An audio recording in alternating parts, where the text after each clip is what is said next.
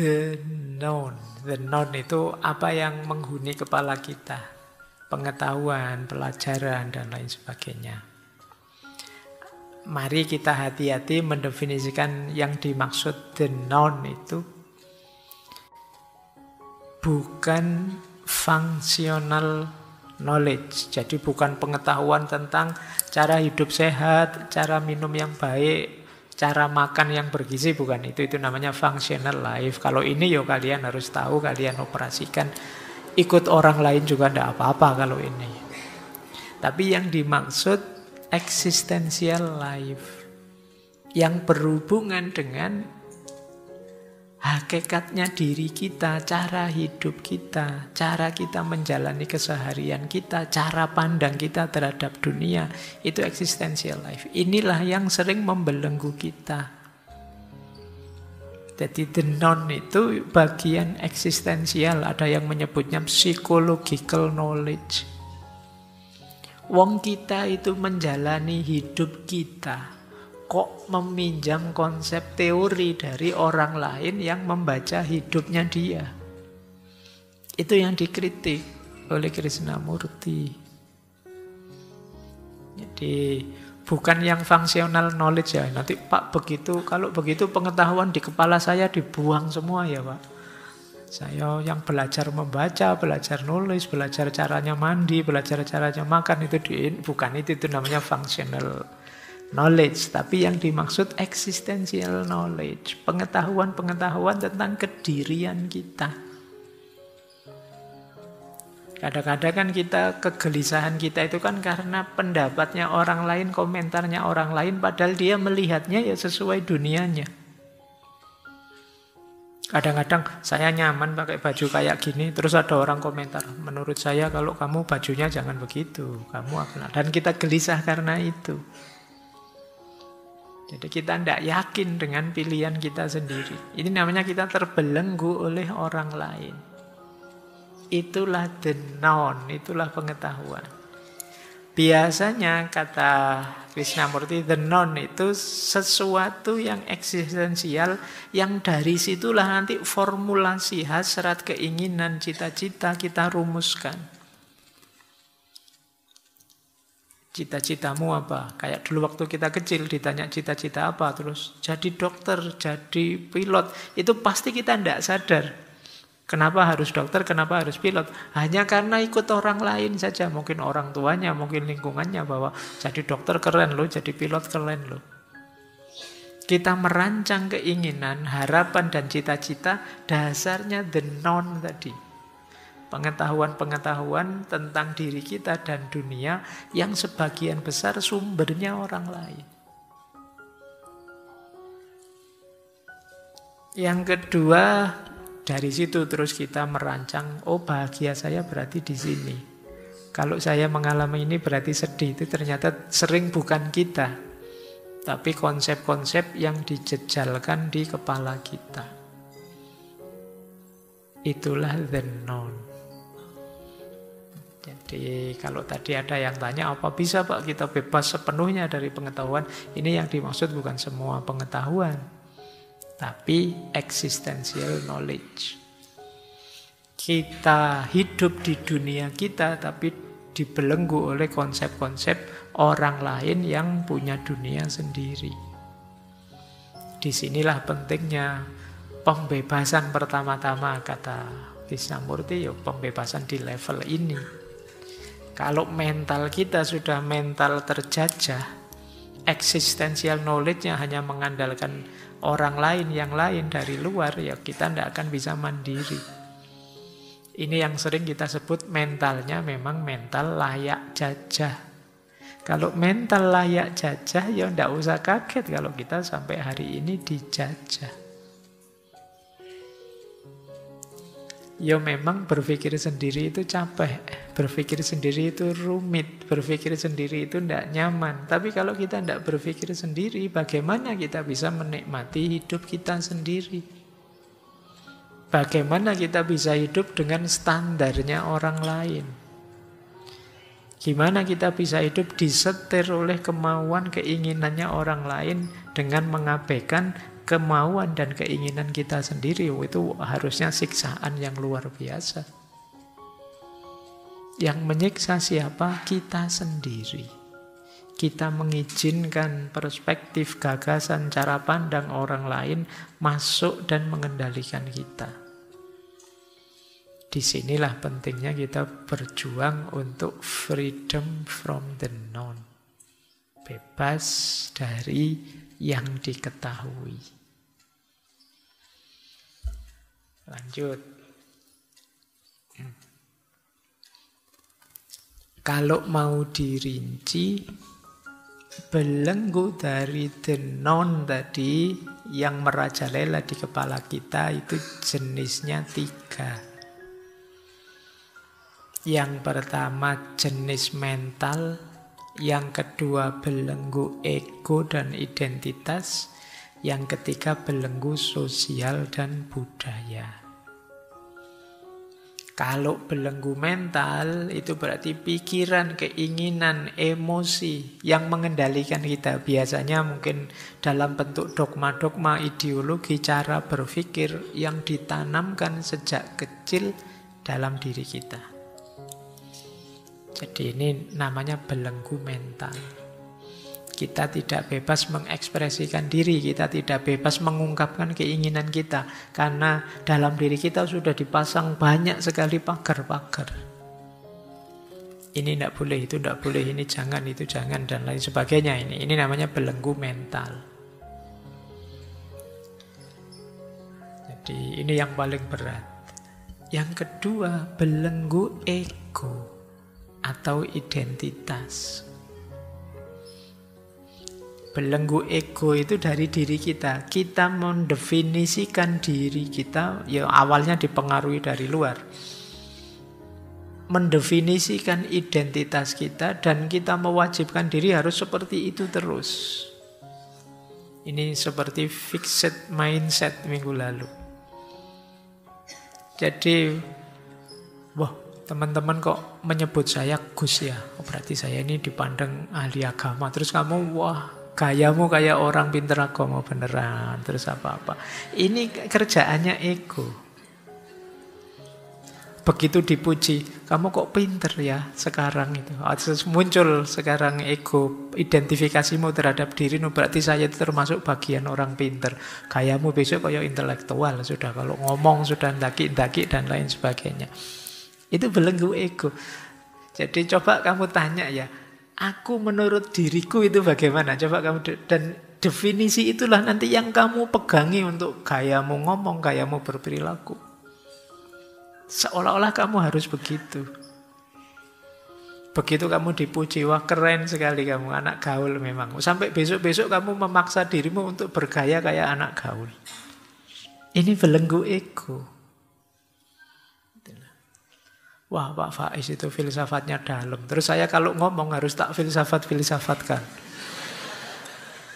Padahal harusnya ngomong santai itu difilsafati.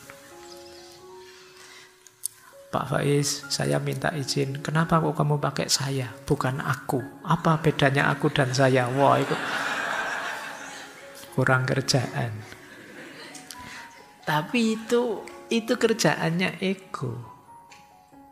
Ketika kita sudah mengidentifikasi diri kita sebagai A, B, atau C, maka identifikasi itu kemudian membelenggu kita. Kadang-kadang kita lupa ruang, lupa waktu, harus begitu terus. Nah, kamu sudah bilang, oh, mahasiswa itu ya harusnya kritis. Oh, nanti kemana-mana kamu kritis nih. Wah, nanti di warung-warung juga kamu kritis. Wah, ini posisi kursinya harusnya tidak begini. Terus itu ego sudah yang memenjara seperti itu. Dan yang terakhir tentu saja lingkungan, sosial, budaya, yang tadi pakai istilah mengkondisikan isi pikiran kita, mengarahkan kemana, mengisinya dengan apa, itu sudah lingkungan, sosial, dan budaya. 3 hal inilah nanti yang kita harus berjuang membebaskan diri darinya. Diingat-ingat, membebaskan diri bukan berarti membuang ya. Tapi jangan sampai membelenggu kita sedemikian rupa. Sehingga kitanya sendiri hilang, kita tidak otentik lagi. Boleh saja kok setelah kalian renungi, oh memang benar Pak, masyarakat saya yang dilakukan ini. Tapi kan sekarang kamu keputusanmu sendiri, hasil renunganmu sendiri setelah kamu refleksi sendiri. Tidak karena terikat, tidak karena terkondisikan, tidak karena terpaksa. Jadi yang namanya belenggu itu kan ya ketika kamu dipaksa untuk itu. Tapi kalau kamu sendiri yang menerima, oh ya menurut saya yang ini memang pas Pak. Nah kalau itu kan hasil refleksimu tidak apa-apa. Meskipun sama kemudian akhirnya. Tapi sekarang kamu secara mandiri memutuskan untuk dirimu. Tidak sekedar follower, tidak sekedar ikut. Tapi kamu memutuskan. Nah, inilah 3 belenggu the known. Maka kata Krishnamurti, the known adalah penjara pikiran. Dan hanya dengan pembebasan darinya, pikiran dapat benar-benar hidup. Semakin kita terikat dengan the known, semakin kita menyangkal kesempatan untuk pertumbuhan dan transformasi diri yang sejati. Semakin kuat posisinya the known, semakin kita tidak berkembang. Jadi boleh ya teman-teman yang kemarin-kemarin kan banyak yang mengeluh, Pak, saya kok tidak berkembang-berkembang ya. Saya kok stuck begini-begini saja ya. Jangan-jangan beban the known di kepalamu sangat berat. Sehingga kamu tidak berani ini, tidak berani itu, tidak bisa melakukan ini, tidak bisa melakukan itu. Yang pada akhirnya ya kamu tidak berkembang sudah. Kamu yang dulu ya masih belum berubah sampai sekarang. Masih begitu saja, kamu stuck, kamu mandek. Kenapa? Beban dari the known tadi. Kamu tidak bisa transformasi diri. Baik. Itu ya, jadi paling tidak sampai di titik ini kita sadar. Ada problem besar yang akarnya diri kita sendiri.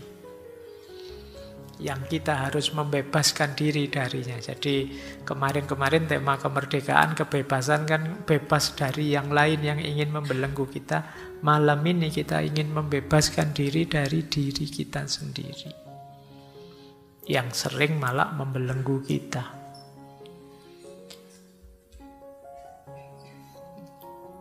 Lanjut. Kalau saya rangkum dari buku Freedom from the Known, caranya untuk bebas bagaimana secara umum, ini secara umum dulu ya, nanti kita lanjutkan detailnya. Kita harus melakukan 6 hal. Yang pertama, ini di semua tokoh pasti ada yang ini. Self-awareness, kesadaran diri, pengenalan diri. Kamu harus tahu siapa dirimu. Apa tipemu. Orang yang bagaimana kamu. Sehingga kamu tidak asal memasukkan segala pengetahuan dalam dirimu. Pengenalan diri ini mutlak. Jadi kunci. Makanya teman-teman jangan eman-eman waktu untuk mengenali diri kita. Mengenali diri kita itu proses yang terus-menerus, tidak ada akhirnya. Karena kita juga dinamis. Dulu saya bagaimana, sekarang saya bagaimana, harus dikenali terus-menerus. Dulu sebelum punya pacar bagaimana, sekarang setelah diputus bagaimana, pasti berubah. Dulu masih SMA bagaimana, sekarang sudah kuliah bagaimana, pasti berubah. Disitulah pentingnya kita kenali diri terus-menerus. Kalau tidak percaya, kamu lihat foto lama, video lama, atau buku agenda lamamu. Coba kamu buka hari ini, kamu mesti ketawa-ketawa, kamu mesti mungkin ada malunya, ada cringe-nya, ada kok gini ya saya, kok gitu ya saya. Pasti kenapa? Sekarang kamu sudah berubah, kamu bukan yang dulu lagi. Tulisan yang kamu anggap, wah ini puisi saya indah sekali ya. Begitu kamu baca sekarang, ada saya kok nulis kayak gini ya dulu. Kenapa? Kamu berubah sekarang. Itulah pentingnya kita kenali diri terus-menerus. Kalau sudah, langkah kedua adalah langkah mengenali pengkondisian-pengkondisian di sekeliling kita. Ya termasuk ngaji filsafat malam hari ini itu. Bukan berarti jangan ngaji, tapi jangan sampai kamu dikendalikan sebegitunya. Kamu harus memutuskan sendiri, kamu harus memfilter sendiri, kamu harus menata sendiri pilihan-pilihanmu. Ya dulu kamu kecil dikondisikan terus oleh orang tuamu, masyarakatmu, lingkunganmu. Sekarang kamu sudah dewasa, bisa memutuskan sendiri, berpikir sendiri. Maka langkah kedua adalah kritis, mengenali pengkondisian-pengkondisian yang terjadi di sekeliling kita. Kemudian yang ketiga, menghindari atau melepaskan keterikatan. Di keterikatan itu sesuatu atau seseorang yang kita merasa tidak bisa lepas darinya, bahkan hidup kita gantungkan sepenuhnya padanya atau pada sesuatu itu. Itu namanya keterikatan. Jadi lepaskan itu semua. Keterikatan itu. Bukan berarti kalau begitu tidak berhubungan dengan orang lain. Ya tetap berhubungan. Tapi berhubungan yang kreatif, produktif. Bukan hubungan yang jenisnya ketergantungan. Ada dirimu bisa membantu aku, alhamdulillah. Yuk kita kerjasama biar pekerjaan cepat selesai. Tapi tidak ada dirimu pun aku sanggup menyelesaikannya. Ini mandiri namanya. Jadi kalau tidak ada kamu masih ada yang lain kok. Ngapain terlalu terikat ke kamu? Itu juga namanya mandiri. Jadi tidak terikat pada satu orang, satu lembaga, sesuatu atau apapun. Ini kuncinya untuk freedom from the known. Karena keterikatan itu akan jadi beban yang paling berat di kepalamu. Kalau sudah, yang keempat, mari latihan. Ini sering kita pakai istilah mindful. Kita pahami, kita perhatikan, kita serap, tapi tanpa menghakimi. Ini latihan menikmati momen. Yang sering jadi masalah itu kan penghakimannya. Jadi penghakiman itu contohnya gini. Ternyata yang dapat jatah minuman hanya 100 gelas toh misalnya. Kalau bisa kalian titik di situ. Di ngaji filsafat itu hanya 100 gelas yang hadir, yang dapat minuman. Sisanya tidak kebagian. Titik di situ. Yang sering jadi masalah apa? Penghakimannya. Penghakiman itu bisa, dasar takmirnya, tidak tahu situasi. Itu penghakiman sudah. Itu dari kamu sudah. Itu biasanya dasarnya the known tadi. Ya memang harus tahu diri lah, wong yo gratis aja ke sini, masa harus disediain semuanya. Ini penghakiman sudah. Ini judgment-nya. Yang sering membuat hidupmu tidak tenang itu judgment ini. Bukan faktanya. Fakta bahwa kamu tidak lulus kuliah, itu titik. Selesai. Tapi begitu kamu lanjutkan dengan penghakiman, masalah besar muncul. Semester berapa mas? Semester 14. Oh semester 14. Selesaikan itu dok. Tapi begitu kemana saja selama ini? Ngapain? Itu penghakiman sudah. Yang sering jadi problem hari ini penghakiman ini. Hati-hati dengan penghakiman. Kalau data-data kita tidak lengkap, kita bisa menzalimi orang. Nanti kalau kalian setelah ini mengakses medsosmu, coba ya kamu latihan membatasi. Oh faktanya cuma ini sih. Ketika sudah masuk ke sini itu komentarnya, itu pandangannya. Oh itu versi dia. Itu penghakimannya. Jadi kalau kalian bisa misah ini, kalian hidupmu lebih nyaman nanti. Penghakiman itulah nanti yang berpotensi jadi the noun. Boleh sebut, sekarang kan banyak masalah macam-macam itu. Coba kamu cek ya, yang rame di medsos selalu aspek penghakimannya.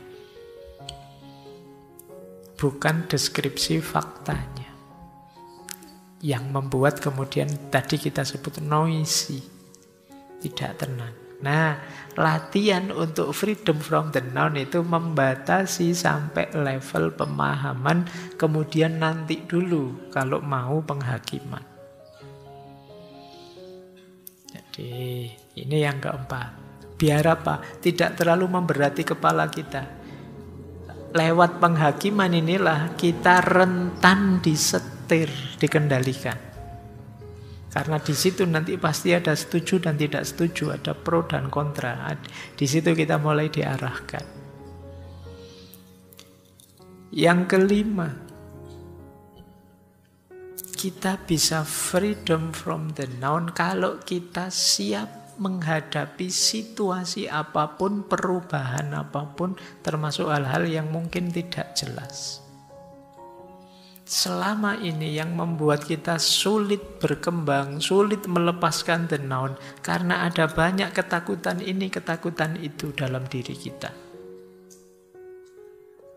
Nanti kalau begini gimana Pak? Nanti kalau berubah jadi begitu gimana Pak? Nah, kita tidak tahu nanti berubah seperti apa. Kita siapkan saja mental kita bahwa hidup itu memang akan selalu dinamis dan berubah. Jadi saya siap menghadapi perubahan apapun. Dan perubahan itu mungkin saya suka, mungkin saya tidak suka. Itulah hidup. Nah ini meringankan isi kepala kita. Yang sering memberati isi kepala kita, itu kan kita tidak siap menghadapi perubahan. Akhirnya ya harus ini terus, harus begini terus. Kita ragu-ragu mau melakukan ini, melakukan itu. Karena khawatir efeknya. Padahal efek itu ya sebagian besar ya hanya persepsi model penghakiman tadi. Nah yang terakhir ini sering dulu kita uraikan, hidup saat ini. Jadi ya kita nikmati momen. Jangan dibayang-bayangi oleh masa lalu, jangan digelisahi oleh masa depan.